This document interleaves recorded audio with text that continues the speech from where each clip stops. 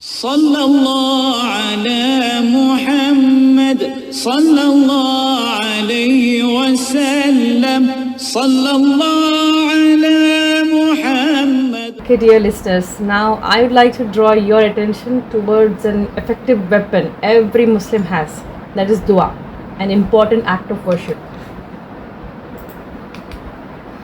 Allah subhanahu wa ta'ala says about dua in the Quran in Surah Ghafir in verse number 60.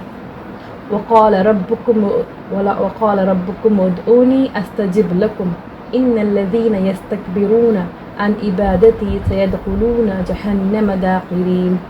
Your Lord has proclaimed, call upon me, I will respond to you. Surely those who are too proud to worship me will enter hell fully humbled. Allah subhanahu wa ta'ala is promising us to respond if you call upon him. And dua is also mentioned in a hadith in Abu Dawood. قال النبي صلى الله عليه وسلم الدعاء هو العبادة. The Prophet صلى الله عليه وسلم said, dua, that is supplication, is worship.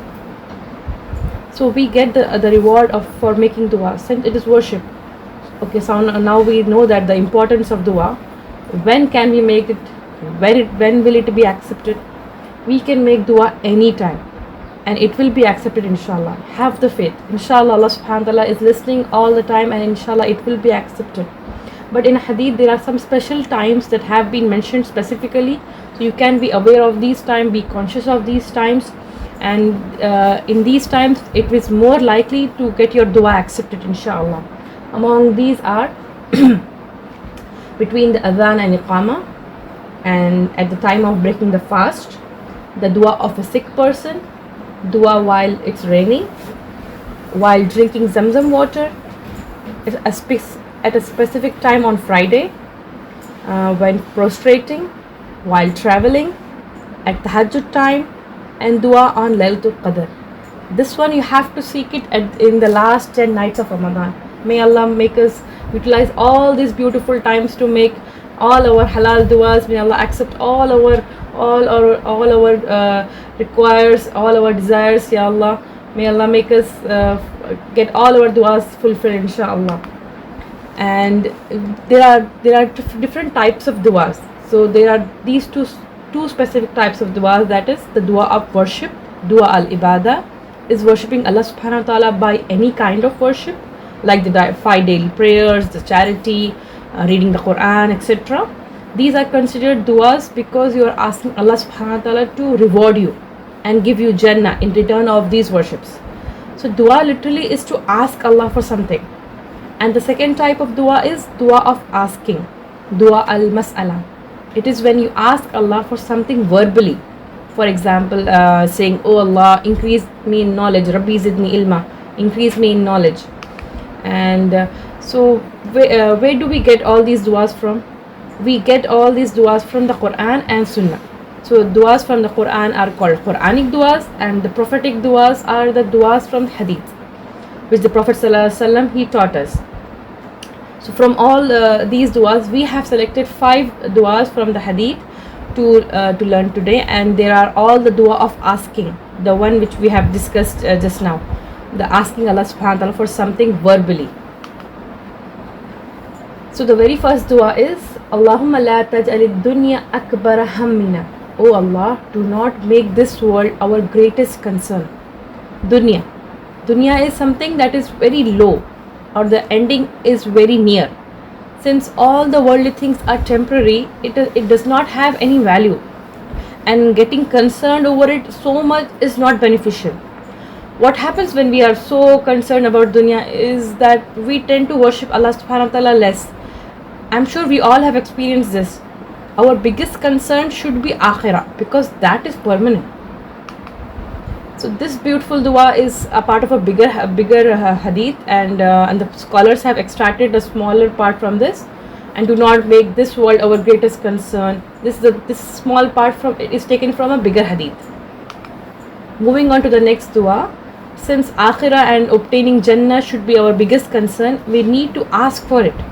So our next dua is Allahumma inni as'aluka al-jannata wa a'udhu bika minan nar. Oh Allah, verily I ask you for paradise, and I seek refuge with you from the hellfire. This dua has been taken from the hadith. Anas ibn Malik radiallahu anhu, he reported from the Prophet sallallahu alaihi wasallam, who said, whoever asks Allah for paradise 3 times, paradise will say, "Oh Allah, admit him into paradise." Whoever seeks protection from hellfire 3 times, hellfire will say, "Oh Allah, save him from the hellfire." So, dear listeners, can we try to say this beautiful dua 3 times today? Allahumma inni as'aluka al-jannata wa a'udhu bika minan nar. Allahumma inni as'aluka al-jannata wa a'udhu bika minan nar. Allahumma inni as'aluka al-jannata wa a'udhu bika minan nar. And our next dua is Allahumma ati nafsi taqwaha. Oh Allah, grant my soul its piety. One of the things that will enter us in Jannah and save us from hellfire is taqwa. So this dua helps us to attain taqwa. Taqwa or piety. What is piety? Allah has mentioned it many times in the Quran. Ya ayyuhalladhina amanu taqullah. And all the prophets alayhi salam, they have ordered their nations with taqwa. Ittaqillah. So taqwa seems something important, right? So what is taqwa? What is piety? It is to place a barrier between you and the punishment. Basically, you're trying to protect yourself. How can we do that? By obeying what Allah subhanahu wa ta'ala has commanded and avoiding what Allah subhanahu wa ta'ala has prohibited us. So in this dua, you are asking Allah the ability and guidance to do what is commanded and avoiding what is prohibited. It was narrated that Zayd bin Arqam, may Allah be pleased with him, said, "I will not teach you anything but that which the Messenger of Allah sallallahu alaihi wasallam used to teach us." He said, "Allahumma ati nafsi taqwaha." Oh Allah, grant my soul its piety. One of the things that can help us to gain taqwa and protect ourselves from the punishment is seeking refuge from evil. So this next dua is going to help us do that exactly, inshallah. Allahumma inni a'udhu bika min munkaratil akhlaq wal a'mal wal ahwa. Oh Allah, I seek refuge in you from evil character, evil actions and evil desires. So when we seek refuge, we are asking for protection in Allah subhanahu wa ta'ala. We are seeking protection from 3 evils: evil character, evil actions and evil desires. Munkarat is anything that is disliked, anything that is considered as disobedience to Allah subhanahu wa ta'ala. And mudhakkarat al-akhlaq means evil character. Innately we all have some evil character within us, but a noble person will work to get rid of them. Like example, you having some grudges against somebody, you have some hatred inside you, you are thinking something bad about others, you might have some arrogance.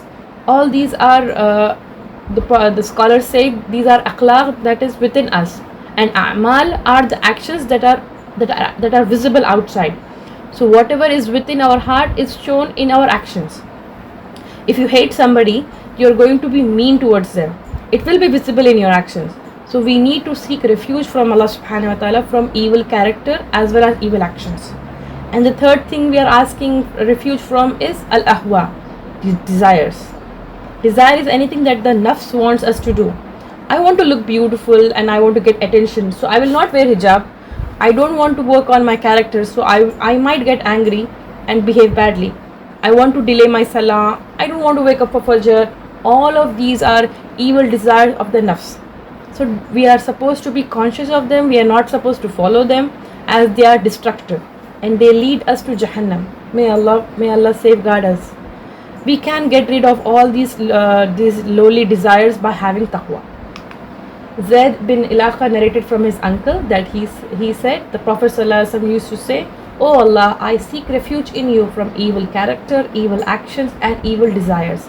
Allahumma inni a'udhu bika min munkaratil akhlaq wal a'mal wal ahwa." Okay, so what if we have already done all these evil actions and we have already followed evil desires and now we are suffering from their consequences? What should we do now?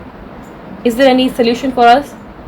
We need to ask Allah subhanahu wa ta'ala for forgiveness, for erasing not only the sins but also their consequences, as if they never existed in the first place. And this is called al-afu.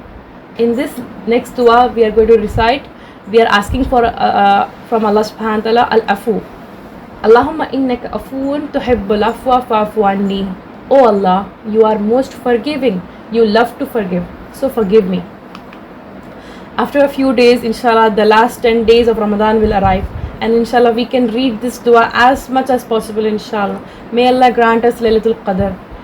In a hadith from Aisha Radhiyallahu anha, she reported from the Prophet Sallallahu Alaihi Wasallam, she said, I said, O Messenger of Allah Sallallahu Alaihi Wasallam, if I know which night is the night of decree, what should I say during it? The Messenger of Allah Sallallahu Alaihi Wasallam said, say, O Allah, you are pardoning, you love to forgive, so forgive me. Jazakallahu khair everyone for listening. Dear brothers and sisters, may Allah give us the tawfiq, may Allah give us to do all the good deeds that He desires from us, may Allah give us the ability, the pure intention to fulfill His ibadah as He desires. May Allah accept all our du'as, may Allah give us the health that is required to fulfill all His obligations. And ربنا تقبل منا إنك أنت السميع العليم وأقول قولي هذا واستغفر الله لي ولكم إنه هو الغفور الرحيم. السلام عليكم ورحمة الله وبركاته. صلى الله على محمد صلى الله عليه وسلم صلى الله على محمد صلى الله عليه وسلم